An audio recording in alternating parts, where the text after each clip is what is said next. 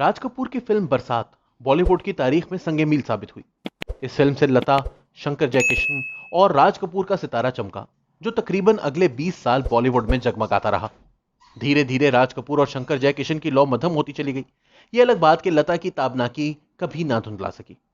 मौसीकारों में उस वक्त अनिल बिस्वास, नौशाद और सी रामचंद्र का तूती बोल रहा था। नौशाद की फिल्म बैजू बावरा से मोहम्मद रफी ने लता के साथ पहली पोजीशन संभाल ली। धीमे सुरों में एसडी बर्मन की आमद के साथ देवानंद का चेहरा भी नुमाया होने लगा। दिलीप कुमार पहले ही फिल्म बीनों के दिलों में समा चुके थे। ओपी नैयर भी इसी दौरान लाहौर से पंजाबी रिदम समेत बंबई आन बारित हुए। 50 की दहाई में बॉलीवुड फिल्म इंडस्ट्री ने इन तमाम लोगों का अरूज देखा। 60 की दहाई के इब्तदाई साल भी इनकी गूंज पूरी तरह बाकी रही। लेकिन कब तक? अब वक्त हुआ चाहता था कि बसात पर नए चेहरे अपनी जलवागरी दिखाएं। महबूब खान और बिमल राय जैसे फिल्मसाज गुजर गए। ए आर कारदार भी अपना अच्छा वक्त गुजार चुके। दिलीप कुमार और नौशाद के साथ शंकर जयकिशन और राज कपूर का जादू भी मांद पड़ने लगा। अनिल बिस्वास और सी रामचंद्र अब खेल का हिस्सा ना थे, महज तमाशाई थे। ओपी नैयर की जिद ने इन्हें भी किनारे लगा दिया। शंकर जयकिशन की कॉपी लक्ष्मीकांत प्यारे लाल की सूरत में अपने कदम मजबूत करने लगी। एस डी बर्मन के साय में इनका बेटा आर डी बर्मन अलमारूफ पंचम पूरी तैयारी के साथ मैदान में कदम रख चुका था। हिदायतकार, मौसीकार, शायर और लिखारी फिल्म की रूह होते हैं, लेकिन अवाम तक इनकी रसाई अदाकारों के वसीले से होती है। नए लोग इजहार भी नया चाहते हैं। इन सब की मुश्किल उस वक्त आसान हुई जब राजेश खन्ना का सूरज तुलू हुआ। पुराने सितारे पहले ही मध्यम हो चुके थे। जैसे ही राजेश खन्ना की आराधना उफक पे फैली, इन सब का चिराग गुल हो गया। नई लहर में अगर कोई डटकर खड़ा था तो वो थी लता की आवाज, एस डी बर्मन का संगीत और देवानंद का चेहरा। जब आराधना के साथ किशोर रातों रात शोहरत की बुलंदी पर पहुंचे तो बॉलीवुड की चोलें हिलकर रह गईं। मोहम्मद रफी और किशोर कुमार के दरमियान तब से आज तक मवाजना होता आया, लेकिन हम कौन जो बता सकें कि बेहतर गुलूकार कौन था।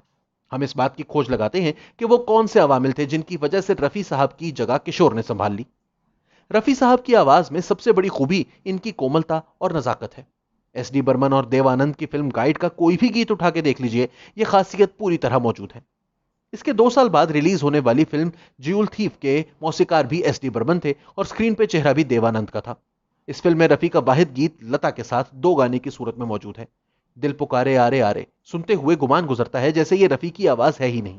हालांकि इससे पहले रफी लता के अक्सर 2 गाने सुनते हुए गुमान गुजरता है जैसे रफी लता से एक कदम आगे है। बाज लोग इस सिलसिले में इन्फेक्शन का जिक्र भी करते हैं। वजह जो भी रही हो, रफी साहब के गले से वो मिठास कभी वैसी ना बहती सुनाई दी। दिलीप कुमार, शमी कपूर, राजेंद्र कुमार और भारत भूषण की आवाज कमोबेश हमेशा रफी साहब रहे। इन सब का दौर खत्म हो चुका था। फिर मौसीकारों की वो खेप भी अपनी इनिंग्स खेल चुकी थी जिनकी पहली तरजीह रफी थे। इनमें नुमाया तरीन नौशाद, शंकर जयकिशन, ओपी नैयर, रोशन और रवि थे। आराधना के बाद अगले 3 साल अगर किसी का सिक्का चलता रहा तो वो राजेश खन्ना था। राजेश खन्ना बहुत वाज़ेह अंदाज में कह चुका था कि मेरी आवाज किशोर ही होगा। जैसे ही राजेश खन्ना की लहर मांद पड़ी, रफी साहब को दोबारा काम मिलने लगा और उन्होंने अपनी मौजूदगी पूरी तरह जताई भी। नए लोगों में असील मौसीकार एक ही था और वो था आर डी बर्मन। पंचम की मौसीकी में नुदरत और तजुर्बा सबसे ज्यादा अहमियत रखते हैं। इसलिए पंचम और किशोर की जहनी हम आहंगी और तालमेल ऐसी थी कि पंचम के 80% गीत किशोर की तरफ जाते रहे। अगर इस बात को मान भी लिया जाए कि एस डी बर्मन बीमार पड़ गए, इसलिए पंचम ने बतौर प्लेबैक सिंगर किशोर को इस्तेमाल किया, तो कोई बहुत ज्यादा फर्क नहीं पड़ता। किशोर का समय था और इसे रोकना मुमकिन ही ना था। अगर यह आराधना में ना हुआ होता तो कटी पतंग के जरिए हो जाता। इसमें कोई दूसरी राय नहीं कि किशोर ने रफी को नॉकआउट कर दिया। लेकिन रफी की अजमत यह है कि रफी डट के खड़ा रहा, रिंग छोड़कर भागा नहीं। रफी ने कमबैक किया और बहुत से खूबसूरत गीत गाए। जब पंचम ने शान फिल्म का गीत यम्मा यम्मा ये खूबसूरत समा रफी को सुनाया तो रफी ने कहा, क्या ये मैं गाऊंगा? ये तो किसी भी तरह मेरी टाइप का गीत नहीं। लेकिन रफी ने गाकर दिखाया।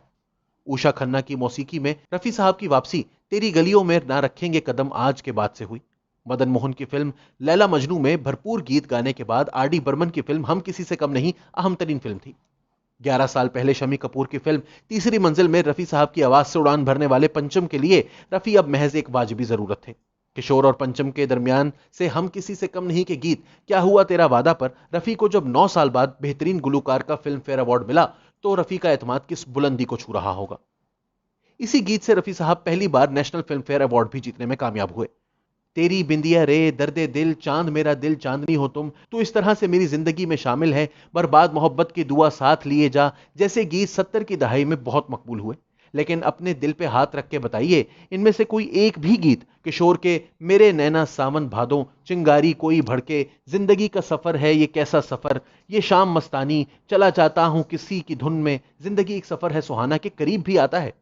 किशोर को एक लम्हे के लिए भूल जाइए। क्या 70 की दहाई में गाए हुए गीत खुद रफी साहब के बेहतरीन गीतों की फहरिस्त में जगह बनाते हैं? हरगिज नहीं। यह रफी साहब नहीं, किशोर का समय था। जी हां, वही किशोर जिसे कोई मौसीकार अपने म्यूजिक रूम में कदम न रखने देता था, जिसे उस वक्त के नंबर 1 मौसीकार नौशाद ने 25 साल में कभी इस काबिल ही ना समझा कि एक बार आजमा के ही देख लेते। जब किशोर किशोर बन चुका तो नौशाद मियां ने आशा के साथ एक गीत गाने के लिए किशोर को बुलाया। 1974 में जब सुनहरा संसार नामी यह फिल्म रिलीज हुई तो इसमें यह दो गाना शामिल ही ना था। लेकिन अब क्या फर्क पड़ना था, यह नौशाद और रफी का नहीं, पंचम और किशोर का अहद था।